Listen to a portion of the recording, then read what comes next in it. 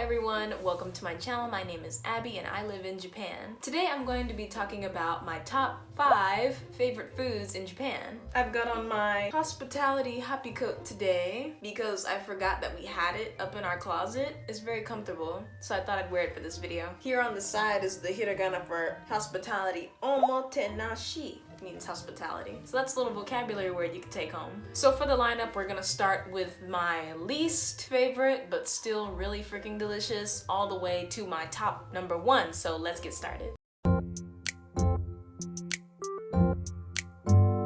Number 5 on my list for my favorite foods in Japan is Tonkatsu Ramen. My first encounter with Tonkatsu Ramen was in Kyoto at a restaurant called Kirameki. My husband brought me out to Kyoto and we ate at Kirameki around this time last year, so March of 2020. This ramen shop is very popular and many people always eat there because the ramen is just so lat. When I first saw the ramen bowl, it was huge. I'm talking, it was like this big. There was pork, green onion, thick broth, noodles for days, a whole bunch of various vegetables and mushrooms and stuff all packed inside. It also came with a side of rice, and my husband was nice enough to give me some karage. So my first reaction to the taste, it's actually normal to slurp your noodles here in Japan. It's not rude or anything. The ramen bowl was super hot, so I kind of had to slurp it to help cool it down. Like, I'm talking, this ramen was devastatingly hot. Like, it was fresh out the pot. Like, they present it to you so nicely that it's really hard to not want to mix it up so that there's a little bit of everything in every bite. So of course I mixed up my ramen. I think my favorite part about the dish was the broth because it just tied everything together in such a delicious little package. This dish costs between 1,000 and 1,500 yen, so roughly 9 to 13 US dollars from what I can remember. Number 4 on my list of my favorite foods in Japan is karage. Karage is like a Japanese fried chicken. My first encounter with karage was at a shop that's actually pretty close to my apartment called Chicken Hero. They kind of look like a small mom and pop shop, and when you go inside, there's kind of this little ticket vending machine with the options of food, and you pay the machine, you press the button for what you want, and they give you a ticket that you give to the cook. What I ordered specifically was a 5-piece karage set. The cook brought it out on a square-like plate, and it had a small dish of mayonnaise on the side. Like, the dish wasn't really that big. It was kind of like this size, so not really a lot. I definitely learned that day that the amount of mayonnaise they gave me was not enough. Just those 5 pieces of karage, because they were so big. Like, they were just these big balls of fried chicken, fresh out the fryer, super devastatingly hot.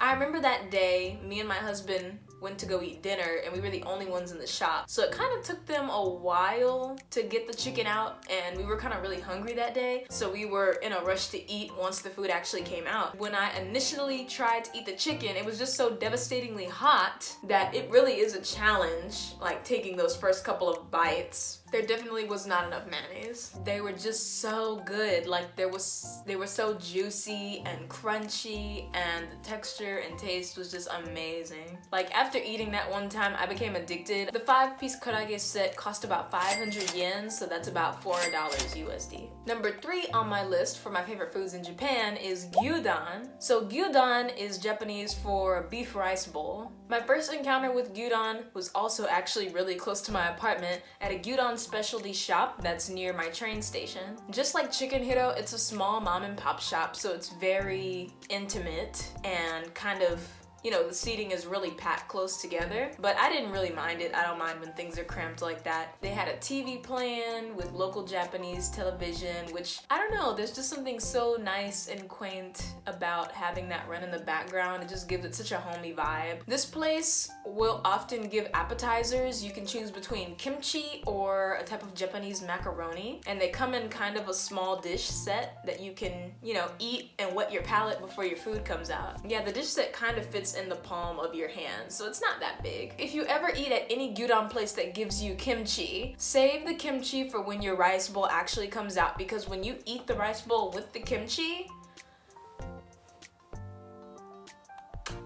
Eating them together is amazing. You also get a bowl of miso soup, and he boils seaweed in there, so you have like little seaweed and onion in the miso soup. That's usually what I eat as the appetizer because I save my kimchi. The miso soup is never too hot, so it's always perfect to sip on before your actual food comes out. My first reaction to the taste of the gyudon was mainly the meat, like the actual beef that's on top of the rice. It's very juicy, but also very thin. Like, it's not thick beef, it's kind of very thin, but it's very juicy. I don't know if that makes sense.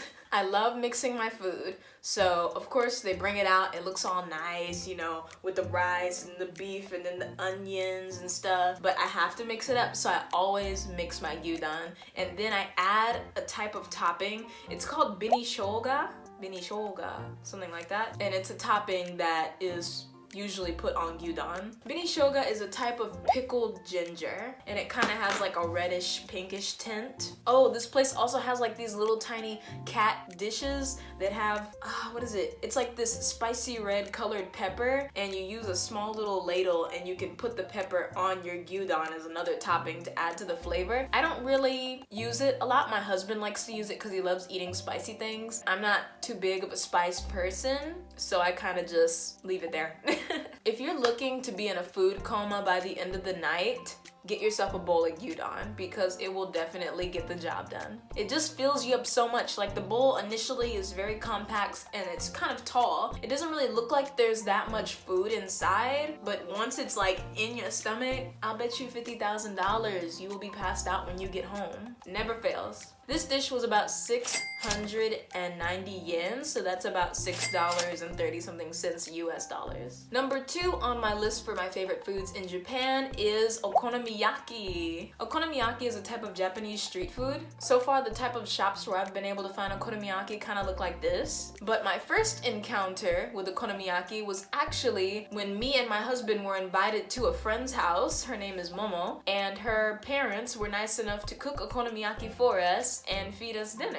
Okonomiyaki kind of looks like a fried pancake. Various vegetables, mainly like cabbage and onion, and maybe meats. Depends on your choice or preference or request if you're at a shop. But it really does look like a fried pancake. There's a type of brown sauce you can put on it. I actually have some in my cabinet that I really need to use because it's been in there for a while. But you can put like this type of brown sauce on it that kind of has like a sweet, salty type taste. And you can also put benishoga, the pickled ginger, on top of okonomiyaki as well to help kind of enrich the flavor as much as you desire. My first reaction to okonomiyaki was a whole party in my mouth. There's just so much going on. There's so many vegetables and flavors, and then when you add the toppings and colors, like my eyes are just looking all over the okonomiyaki as well because it's just so colorful.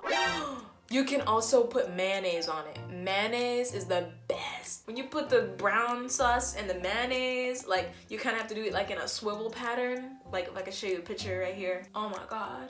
Ooh, one thing that was really new for me with trying okonomiyaki was putting this thing called aonori seaweed flakes and katsuobushi. Katsuobushi are like these little pink flakes, and when you sprinkle them on top of the okonomiyaki, they kind of move. They move, and it's so mesmerizing because I've never seen like food move like that before and me actually be okay with eating it. Like, I've seen moving food before and like it just turned me off immediately, but this one, it was okay. You're probably wondering why okonomiyaki is not my number 1. We'll get there.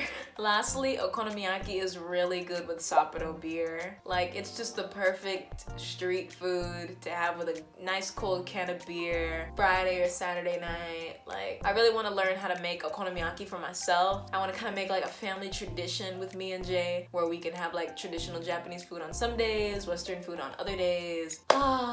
The dream is within reach. I'm a simple person. I don't need that much to be happy, but there are just some familial things like traditions that I would love to start with Jay and I one day in the future, and definitely introducing traditional Japanese dishes to the household would be something wonderful. It's coming, we working on it. Oh, and the price of this dish was friendship. Can't get any better than that. Shout out to Momo. Thank you for the okonomiyaki. It was delicious. And the food that we've all been waiting for, the #1 food on my list for my favorite food in Japan is chicken kare. Chicken kare! It's a Japanese style Western food. My first encounter ever with chicken kare is also nearby where I stay at a place called Curry Citizen Aruba. Chicken kare is it's like a sliced breaded chicken. They put it on top of white rice. The part that ties the whole dish together is this special type of curry sauce that they put on it. And the curry sauce could contain like vegetables or other kinds of meats, potatoes, jagaimo. That's my favorite word. Jagaimo is my favorite word. It just sounds so cool. But yeah, you can mix all that into the curry sauce and they just drizzle it on top and it's just... There has not been any flavor in Japan that has reminded me of home as much as chicken curry. And I've never had chicken curry at home. Like in the United States, I've never had chicken curry before. So this dish was presented to me in kind of like an oval shaped metal bowl, very shallow. They give you like this big spork, so spoon fork. Like, this thing is so big, it looks like a freaking shovel. Because when you get this food, you really just want to just shovel it in there. I try to keep my bites small and appreciative because each bite is just too good to be true. There's a type of topping, I have to read this one. This topping is called fukujinzuke. It's a pickled vegetable pickled in soy sauce, and it's a topping that you can add onto the curry. When I first saw that there, I was really scared, and it wasn't until my 3rd time eating at the curry shop that I actually tried it. I regret that I did not do it sooner because fukujinzuke is just a game changer. If you eat curry as it is, when you put this on it, it just turns into a whole nother dish. It gets better. So I definitely recommend putting that topping on your curry. You know, when you come to Japan, because you're coming to Japan. I've already decided for you. There's just so much food here that I want you to try. So you're coming. Like, you have no option anymore. And of course, I don't just leave my plate looking all nice and pretty and presented. I mix that up because every bite has to have a little bit of everything in it. So of course I mix my curry. I love the curry sauce to be spread evenly across all the chicken and all the rice. Like, it's just, mixing food saves my life. Ooh, another thing that I love specifically about the location that I go to is that during the summer, he'll give you this type of, it's kind of like a white colored juice, and I can never pinpoint the flavor, but it's just so refreshing, and he always brings it out as a surprise. And another thing he likes to surprise people with is he'll give you fresh fruit. When me and my husband went one time, he gave us a plum, he's given us strawberries, grapes, like just these really fresh fruits that he says were grown nearby here. He's just a really nice old man, and his food reminds me of home. That's why it's #1 on my list. Swear, nothing here has ever reminded me of home as much as chicken curry has. This dish was 750 yen, so that's a little close to $7 USD. So there you have it. Those are my top 5 favorite foods in Japan, and I recommend every single one of them if you guys ever decide to swing by this enriching and beautiful country, which I already told you will, so don't worry. I really hope that you enjoyed this video, and I'm very sorry about all the pictures and stuff. I'm a very visual person, and I love to put pictures in my videos, and I probably made you like super hungry, and I'm sorry. But don't worry, I see a lot of Japanese food in your future. But anyway, I hope to see you in my next video. Thank you so much for watching. Bye!